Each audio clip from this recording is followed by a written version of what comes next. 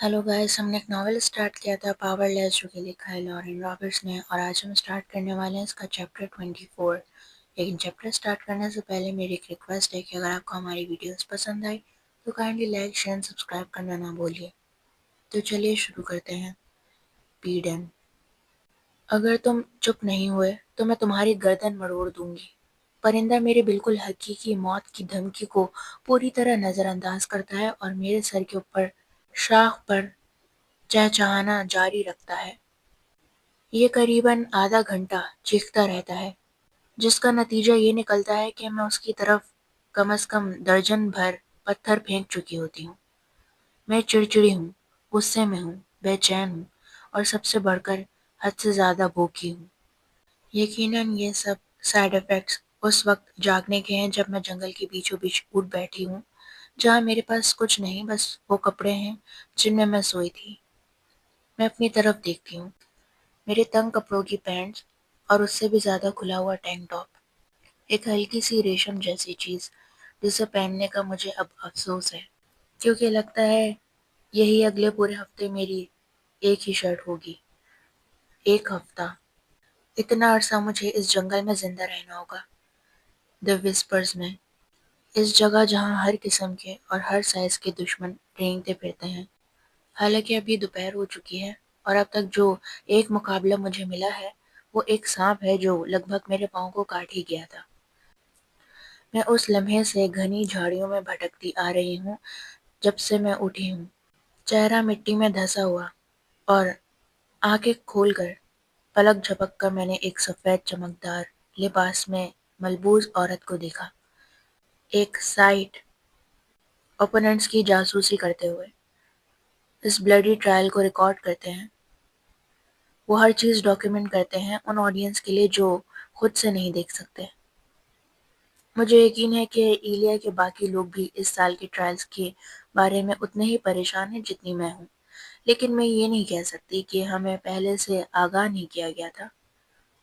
Different, बस इतनी ही warning हमें मिली थी। मगर डिफरेंट लफ्ज़ ये बयान करने के लिए बिल्कुल काफ़ी नहीं कि ये ट्रायल्स कितना ज़्यादा बदल चुका है।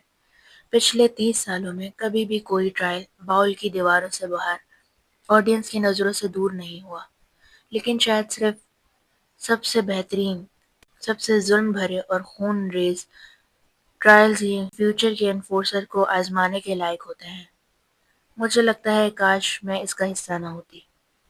हम सबको लाइल्मी में दी विस्पर्स के खतरनाक जंगल में फेंक दिया गया है, या तो कुदरती आफात से मरने के लिए या अपने दुश्मनों के हाथ से। कितनी ज़बरदस्त सोच है, कितनी जालिम। और मुझे समझ नहीं आता कि मैं ताली बजाऊं या रो दूं। मुझे बादशाह से इसके सिवा कुछ और उम्मीद ही नहीं रखनी चाहिए थी। मेरी नज़र अपनी दाएं कलाई पर जाती है, जहां चमड़े की पट्टी मजबूती से बंधी हुई है। उन लोगों से हासिल करो जो बैंडेड है, और अगर खाली हाथ लौटे तो खबरदार किया जाता है। मैं अपने गिर्द फैली खामोशी पर कड़वा सा हंस देती हूँ। वो चाहते हैं कि हम लड़ें, वाकई एक दूसरे से लड़ें, सिर्फ लेदर की इन पट्टियों के लिए। इसलिए जिंदा रहने की कोशिश में, ताकि किसी और मुकाबले वाले को ढूंढ सकूं, मैं पानी की तलाश में निकल पड़ती हूँ। यहाँ के दरख्त बहुत ही अजीम और खौफनाक हैं, आसमान को छूते हुए और नीचे बादलों को चीरते हुए। मुझे एक दरख्त पर चढ़ने में बहुत वक्त लग गया ताकि करीबी पानी का जरिया मिल सके, और पिछले कई इंतहाई बोर घंटे इस उम्मीद में चलने में गुजार दिए कि शायद आगे कोई नदी हो। और अब मैं एक दरख्त के नीचे बैठी हूँ और एक परिंदे से बहस कर रही हूँ। मैं एक और पत्थर उसकी तरफ फेंककर फिर अपनी तवज्जो लकड़ियों के गत्थे की तरफ ले आती हूँ। मैं रास्ते में जमा की हुई एक और एरोहेड उठाती हूँ, जो हमारी मदद के लिए छोड़े गए दिलकश तोहफों में से एक है, और उसे एक बंडल ऑफ स्टिक्स के साथ कसकर बांध देती हूँ। मैं काफी देर से तीर बना रही हूँ ताकि उस कमान और तीरंदाज के साथ इस्तेमाल कर सकूं, जो मुझे एक दरख्त के तने के साथ टिका हुआ मिला था, जैसे कि ईड्स को हथियारों की जरूरत हो। ऊपर बैठे हुए परेशान करने वाले मगर काम के परिंदों के دیے ہوئے پر تیر کو کمپلیٹ کر دیتے ہیں۔ میں اپنے کام کو ہلکی سی مسکراہٹ کے ساتھ دیکھتی ہوں، جبکہ اب تیر دان میں موجود 7 کے ساتھ ٹیڑھے میڑھے تیر گنتی ہوں۔ قسمت کا شکر ہے، یہ پہلی دفعہ نہیں کہ مجھے بالکل شروع سے تیر بنانا پڑا، اور میری مسکراہٹ اس دور کی یاد پر اور گہری ہو جاتی ہے۔ میں تیر دان کندھے پر ڈال دیتی ہوں اور کمان کی رسی سینے کے آگے سے گزار لیتی ہوں، درخت پر بیٹھے پرندے کو الوداع کہتے ہوئے۔ میں گہری سانس لیتی ہوں اور پھر سے پانی کی طرف چل پڑتی ہوں، جس کی مجھے شدت سے ضرورت ہے۔ میرے قدم ہلکے اور خاموش ہیں جب میں زمین پر چلتی ہوں۔ میری آنکھیں کسی بھی جانور کی تلاش میں ہیں جسے میں کھا سکوں۔ وہاں جھاڑیوں میں سے کچھ درجن فٹ دور ایک موٹا سا خرگوش کود کر نکلتا ہے، بالکل اس بات سے بے خبر کہ میں اس کے پیچھے کیا ارادہ رکھتی ہوں۔ میں اپنا تیر کمان سے نکالتی ہوں، نشانہ لیتی ہوں، گہری سانس لیتی ہوں، بالکل ویسے ہی جیسے میرے والد نے مجھے سکھایا تھا۔ پھر میں تیر کو اس کے نشانے کی طرف اڑا دیتی ہوں، سیدھا خرگوش کی آنکھ کے پار۔ زمین پر گرنے سے پہلے ہی وہ مر چکا ہوتا ہے۔ میں فوراً جانور کو اٹھا لیتی ہوں، ایرو ہیڈ کو قریب کے ایک پودے سے صاف کرتی ہوں، امید کرتی ہوں کہ وہ زہریلا نہ ہو، اور تیر واپس تیر دان میں رکھ دیتی ہوں۔ پانی ڈھونڈو، آگ جلاؤ، کھانا کھاؤ، اور پھر میں دوبارہ چلنے لگتی ہوں، درختوں کی جڑوں پر ٹھوکر کھاتی، پتھروں پر لڑکھڑاتی ہوئی۔ انٹرسٹنگ۔ میں جھاڑیوں کے درمیان مستقل رفتار سے چلتے ہوئے اپنے خیالوں کو بے قابو ہونے دیتی ہوں۔ اپنے اوپوننٹس بال، میری پیٹھ پر پڑے سخت ہاتھ، اور وہ گرے آنکھیں جو میرے چہرے کا جائزہ لے رہی ہیں۔ میں چڑھ کر سانس بھرتی ہوں اور ایک پتھر کو ضرورت سے زیادہ زور سے لات مار دیتی ہوں۔ گالیاں میرے منہ سے نکلتی ہیں، پتھر کے لیے، اپنے لیے، اور اس مغرور باسٹرڈ کے لیے جس سے میں پوری طرح نفرت نہ کرنے پر خود سے نفرت کرتی ہوں۔ سورج آسمان پر اپنی ڈھلتی ہوئی راہ پر ہے جب میں ہریالی کو کچلتے ہوئے آگے بڑھتی ہوں، اور ان مکڑیوں کے جالوں پر گالیاں دیتے ہوئے جن سے میں گزرتی ہوں، اور ان بڑے بڑے مکڑوں پر جو ان کے ساتھ ہوتے ہیں۔ ایک سائٹ میری طرف آتا ہے اور میں اس کی موجودگی کو نظر انداز کرنے کی پوری کوشش کرتی ہوں۔ جب وہ مجھ سے جنگلات میں پاؤں پٹکنے اور ہانپتے ہوئے چلنے کی جو فوٹیج اکٹھی کرتا ہے اس سے مطمئن ہو جاتا ہے تو وہ مڑ کر غائب ہو جاتا ہے۔ گرم دیر دوپہر کی دھوپ درختوں کے درمیان سے چھن کر آتی ہے اور جنگل کو سنہرے سایوں میں لپیٹ لیتی ہے۔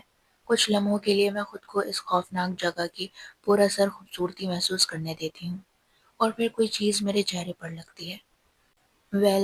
میں کسی چیز سے ٹکرائی۔ میں پیچھے کی طرف لگ بھگ گر ہی جاتی ہوں، ہکلاتے ہوئے، اور پھر محسوس ہوتا ہے کہ میں سیدھا ایک بڑی کاٹن کی قمیص سے ٹکرا گئی ہوں جو ایک نیچے شاخ سے لٹک رہی تھی۔ میں اسے پکڑ لیتی ہوں، یہ بڑبڑاتے ہوئے کہ مجھے بادشاہ کی مہربانیوں کی ضرورت نہیں، جبکہ ساتھ ہی میں وہ لباس پہن لیتی ہوں۔ میں چلتی ہوں اور چلتی رہتی ہوں۔ میں بور ہو چکی ہوں، میں ایک خونی ٹرائل کے دوران بھی بور ہوں، اور پھر کوئی چیز روشنی پکڑ لیتی ہے میری نظر کے کونے سے۔ میں اس کی طرف گھومتی ہوں، پاؤں کے نیچے پتے چر چر کرتے ہیں۔ میرا منہ قریباً کھل جاتا ہے اس چیز پر جو مجھ سے زیادہ 30 یارڈز دور ہے۔ شیشے جیسا صاف پانی کا ایک گہرا تالاب دھوپ میں چمک رہا ہے، گرم ہوا میں ہلکی سی لہروں کے ساتھ، ویلکمنگ اور ونڈرفل۔ میں پلک جھپکتی ہوں جب میں درخت پر تھی اور نگرانی کر رہی تھی، مجھے یہ تالاب نظر نہیں آیا۔ پھر سوچتی ہوں چمکتا ہوا پانی درختوں سے گھرا ہوا ہے اور گرد و نواح کی جھاڑیوں میں لگ بھگ چھپ ہی گیا ہے۔ اسے پانے کی جلدی میں قریباً ٹھوکر کھا ہی لیتی ہوں۔ پانی، پانی، پانی۔ میں اتنی پیاسی ہوں، اتنی لالچی کہ جتنا ہو سکے پی لینا چاہتی ہوں، پھر آگ جلاؤں، اپنا خرگوش پکاؤں، اور پانی میں کچھ ہے جو اس کی سطح پر تیر رہا ہے۔ اب میں اور قریب ہوں، سورج اتنا اندھا کر دینے والا نہیں کیونکہ یہ صاف سرفیس سے ٹکرا کر چمک رہا ہے، اور میں اوپر سے آؤٹ لائن پہچان سکتی ہوں، ایک انسانی آؤٹ لائن۔ میں آہستہ سے آگے بڑھتی ہوں، اپنے سینے کے پار سے بو نکالتی ہوں، اسے مضبوطی سے مٹھی میں پکڑتی ہوں۔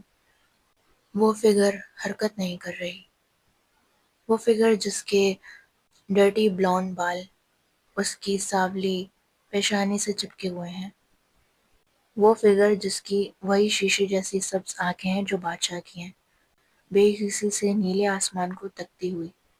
میرے گلے سے ایک دبی ہوئی چیخ نکلتی ہے اور میرے گرد درختوں سے پرندے اڑ کر بکھر جاتے ہیں۔ کیٹ، وہ مر چکا ہے۔ میں ہانپتی ہوئی تالاب کے کنارے تک جاتی ہوں۔ میں اس کے باپ اور اس سلطنت سے نفرت کرتی ہوں جس پر وہ ایک دن حکمران ہوگا، لیکن اس کا مطلب یہ نہیں کہ میں اسے مرا ہوا دیکھنا چاہتی ہوں۔ یہ خیال مجھے ہلا دیتا ہے جب میں سوچتی ہوں کہ میں بادشاہ کے لیے اسی انجام کو کتنی شدت سے چاہتی ہوں جو شکل و صورت میں اس جیسا لگتا ہے۔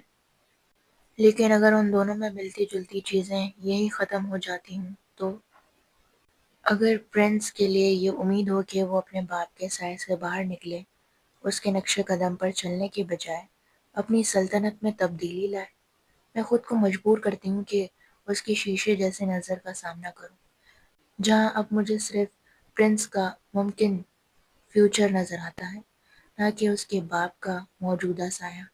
وہ کبھی ہنسی سے چمکنے والی سبز آنکھیں اب کبھی نہیں سکھڑیں گی۔ اب وہ کھلی ہوئی آنکھیں تکتی ہیں، بے رنگ، بے جان اور زندگی سے خالی۔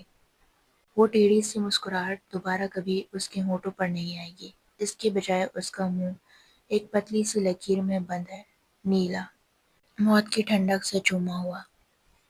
میں تالاب میں چھلانگ لگاتی ہوں، اس پانی بھری موت سے اسے نکالنے کے ارادے سے، مگر اس کے بجائے میرے پاؤں سخت زمین پر لگتے ہیں، میری ہڈیاں ٹکراؤ کے ساتھ گونج اٹھتی ہیں۔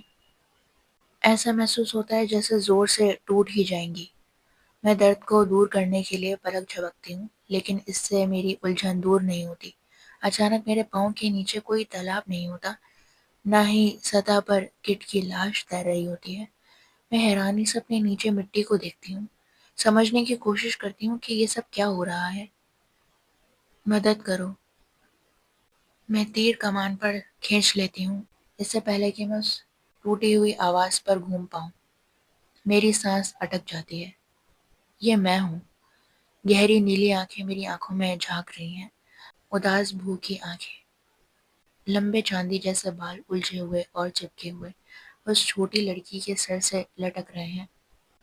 یہ میں ہوں، چھوٹی سی، بہت چھوٹی، کمزور اور تھکی ہوئی اور بڑی سی آنکھوں کے ساتھ جب وہ مجھے دیکھتی ہے، وہ اپنی ہڈی جیسی انگلی میری طرف بڑھاتی ہے۔ پلیز، وہ سرگوشی کرتی ہے، بلکتی ہوئی۔ میں اپنی ہی ٹوٹی ہوئی آواز سن کر پیچھے لڑکھڑا جاتی ہوں، اور جب وہ کانپتے ہوئے قدم آگے بڑھاتی ہے تو میں لگ بھگ گر ہی پڑتی ہوں۔ یہ حقیقت نہیں ہے۔ میں مڑتی ہوں، اس خوفناک خواب سے بھاگنے کو تیار، لیکن قریباً دوسری چھوٹی پیڈن سے ٹکرا جاتی ہوں، اس کے گال دھسے ہوئے اور آنکھیں خالی۔ میں وہمی ہوں، پانی کی سخت کمی ہے۔ میں چیخ دبانے کے لیے دانت بھیج لیتی ہوں جب میں دائیں طرف گھومتی ہوں اور اپنی ہی ایک اور بھوکی شکل کو اپنی طرف تکتے ہوئے پاتی ہوں۔ میں گھر چکی ہوں، پوری طرح گھر چکی ہوں۔ منت کرتی پیڈن سے وہ آگے بڑھتی ہیں، مدد کی بھیک مانگتی ہوئی۔ جب وہ ہاتھ بڑھا کر مجھے پکڑنے کی کوشش کرتی ہیں، اس دفعہ میں اپنی چیخ دبانے کی کوشش بھی نہیں کرتی۔ وہ قریب آ رہی ہے، مجھے گھیر رہی ہیں، میں چیخ رہی ہوں، گھبرائی ہوئی ہوں اور الجھی ہوئی ہوں۔ نہیں، یہ وہم نہیں ہے۔ وہ لڑکھڑاتی ہوئی میری طرف آتی ہیں، ایسی مدد چاہتے ہوئے جو میں انہیں نہیں دے سکتی۔ یہ ایس ہے، یہ جان کر بھی میں انہیں دیکھنے کی ہمت نہیں کرتی، خود کو دیکھنے کی بھی نہیں۔ میں ان کی مدد کی غور سننا برداشت نہیں کر سکتی، جبکہ میں کچھ بھی نہیں کر رہی۔ یہ میں تھی، میں ہی وہ بھوکی اور اداس بچی تھی، کیونکہ جب میرے والد مرے تو میرا ایک حصہ بھی مر گیا۔ یہ حقیقت نہیں ہے، یہ حقیقت نہیں ہے، یہ حقیقت نہیں ہے۔ میں چیختی ہوں، گھٹنوں کے بل گر کر اور مایوسی میں اپنا سر پکڑ لیتی ہوں۔ مجھے پتا ہے تم ہو ایس، میں دانت بھیجتے ہوئے چیختی ہوں۔ میں اس کی مغرورانہ ہنسی سنتی ہوں جو اور تیز ہوتی جا رہی ہے جب وہ میری طرف آتا ہے۔ گہرا سانس لے کر میں اپنی جگہ پر کھڑی ہو جاتی ہوں، گھن اور غصے سے کانپتی ہوئی، جبکہ میں اپنے آپ کو بیمار پیڈن سے گھرا ہوا پاتی ہوں۔ لیکن پھر گھور رک جاتی ہے اور پیڈنز غائب ہو جاتی ہیں۔ صرف ایس میرے سامنے کھڑا رہ جاتا ہے۔ اس کی نظر اس تیر پر جاتی ہے جو اس کے سینے کی طرف تنا ہوا ہے، پھر واپس میری طرف آتی ہے۔ وہ مسکرانے کی جرات کرتا ہے۔ ہیلو پیڈن، اس کی آواز میں فخر ہے جب وہ بھویں اٹھاتا ہے۔ اپنے ینگر سیلف کے ساتھ کیچ اپ کرنے میں مزہ آیا؟ تم گھٹیا ہو، میں تھوکتی ہوں، اپنی کمان کی ڈور اور زور سے کھینچ کر۔ وہ جمائی لیتا ہے، جیسے پہلے ہی بات چیت سے اکتا چکا ہو۔ ناک ہوا میں اونچا کر کے کہتا ہے، بس مجھے بینڈ دے دو اور میں چلا جاؤں گا۔ ایک وقفہ، بلکہ میں تمہیں خود اتارنے بھی دوں گا تاکہ میں تمہیں کٹ نہ کر دوں۔ کتنی دریا دلی ہے، میں نرمی سے اڑاتی ہوں، لیکن میں اس آفر کو ٹھکراتی ہوں۔ میرے دانت نظر آ رہے ہیں اور میں مشکل سے اس کے سیاہ دل کی طرف تیر چلانے سے خود کو روک پاتی ہوں۔ وہ آنکھیں جھپکتا ہے، غصے کے ساتھ اپنے بھورے بال چہرے سے پیچھے کرتا ہے۔ ٹھیک ہے، اس کی آنکھیں اندھیری ہو جاتی ہیں۔ جیسا تم چاہو، مجھے گندگی میں ہاتھ گندے کرنے میں کوئی مسئلہ نہیں۔ پھر وہ لمبے قدم اٹھاتے ہوئے میری طرف بڑھتا ہے، میرا بازو پکڑنے کے لیے ہاتھ بڑھاتا ہے۔ میں ذرا بھی دیر نہیں کرتی اور اس کی ران میں تیر چلا دیتی ہوں، زخمی کرنے کے لیے، مارنے کے لیے نہیں۔ میں بادشاہ اور عوام کو وہ نہیں دیتی جو وہ چاہتے ہیں، موت۔ مگر تیر کبھی اس کی سکن کو چھوتا ہی نہیں، کبھی گوشت میں نہیں دھسا، وہ سیدھا اس کے پار سے گزر جاتا ہے۔ ایلیوژن دھوئیں کی طرح ہوا میں بکھر جاتا ہے، مجھے جھنجھلاہٹ میں چیخنے پر مجبور کرتا ہے۔ ایک اور ایس کچھ قدم دور ایک درخت کے پیچھے سے نکلتا ہے، پتے اس کے پاؤں کے نیچے چرچراتے ہیں جب وہ دھیرے سے تالی بجاتا ہے۔ واؤ، اچھی کوشش ہے۔ وہ ہاتھ میں نیزہ پکڑے ہوئے بلی کی طرح مسکراتا ہے۔ اپنے ایلیوژنز کے پیچھے چھپنا بند کرو بزدل، میں آگ بگولا ہوں۔ ایڈرینالین میرے رگ رگ میں دوڑ رہا ہے۔ یہ والا اصلی ایس ہے، مجھے پورا یقین ہے۔ پتے اس کی وجہ سے چرچرا رہے ہیں جب وہ ان پر چلا، پہلی دفعہ کے برعکس جب وہ میری طرف آیا تھا۔ لگتا ہے اس نے سمجھ لیا کہ میں راز جان چکی ہوں، اور ٹھیک اس وقت جب میں تیر اس میں گھسانے والی ہوتی ہوں، وہ اپنے گرد درجن بھر کاپیز بنا لیتا ہے اور ان کے پیچھے چھپ جاتا ہے۔ وہ سب ایک ساتھ بولتے ہیں جب وہ مجھے گھیرنا شروع کر دیتے ہیں، پتوں کے چرچرانے کی آواز کو چھپا دیتے ہیں۔ اگر تم ابھی مجھے بینڈ دے دو، میں تمہیں نقصان نہیں پہنچاؤں گا۔ بری طرح۔ وہ ہنس پڑتے ہیں اور وہ آواز اتنی گھنونی ہوتی ہے کہ لگتا ہے میری کھوپڑی کے اندر تک گونج رہی ہو۔ میں دائرہ بنا کر گھومتی ہوں، سمجھ نہیں آ رہا ہے کہ نشانہ کس پر لگاؤں۔ میرے پاس اب صرف 6 تیر بچے ہیں اور میں ایک بھی ضائع کرنے کا رسک نہیں لے سکتی۔ وہ میری طرف بڑھتے جا رہے ہیں، مارنے کے لیے قریب آتے ہیں۔ اصلی ایس کو ڈھونڈو، کہنا آسان ہے، کرنا مشکل۔ وہ سب بالکل ایک جیسے دکھتے ہیں اور ہلتے ہیں، سب کے ہاتھوں میں نیزے ہیں اور مجھے چبو دینے کے لیے تیار ہیں، لیکن نقصان صرف اصلی والا ہی پہنچا سکتا ہے۔ میں اسے انجوائے کروں گا پیڈن، وہ مسکراتے ہوئے کہتے ہیں۔ میری آنکھیں ان کی باڈیز پر پھسلتی ہیں، میں ان کی بالکل ایک جیسے کھڑے ہونے کی ادا، ایک جیسی فیس ایکسپریشنز، ان سب کی ایک جیسی ہر چیز کو نوٹ کرتی ہوں۔ میں نہیں مروں گی، میں نہیں مروں گی، میں نہیں مروں گی۔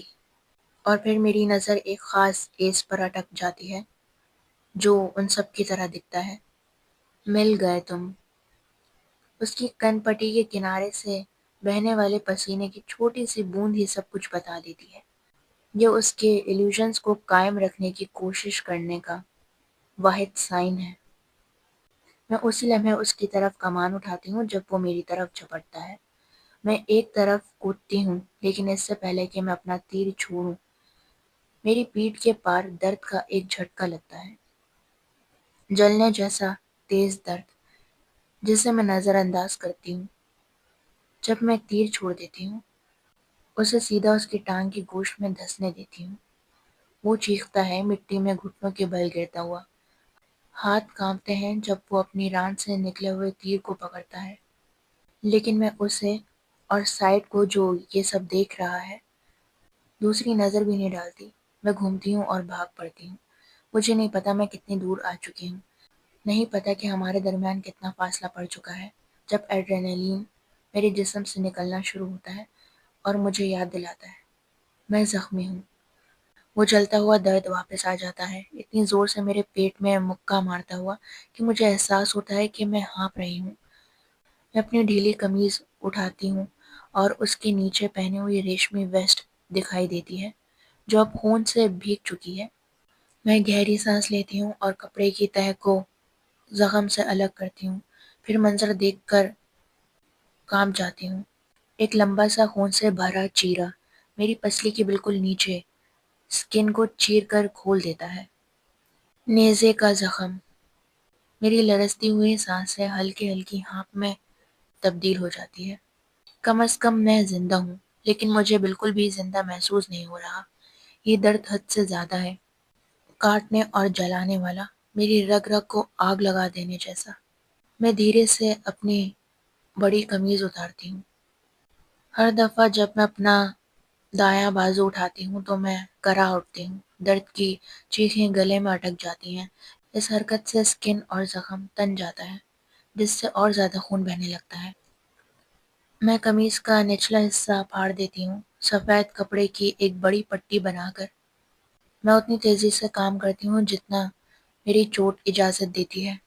احتیاط سے کپڑا اپنی کمر کے گرد اور زخم کے اوپر لپیٹ لیتی ہوں۔ میں درد کی وجہ سے بمشکل سانس لے پاتی ہوں، آنسوؤں کو جھپک کر پیچھے دھکیلتے ہوئے جب میں شرٹ کے بچے ہوئے حصے کو کھینچ کر پہنتی ہوں جو اتنی بڑی ہے کہ اب بھی میرا پیٹ ڈھک لیتی ہے۔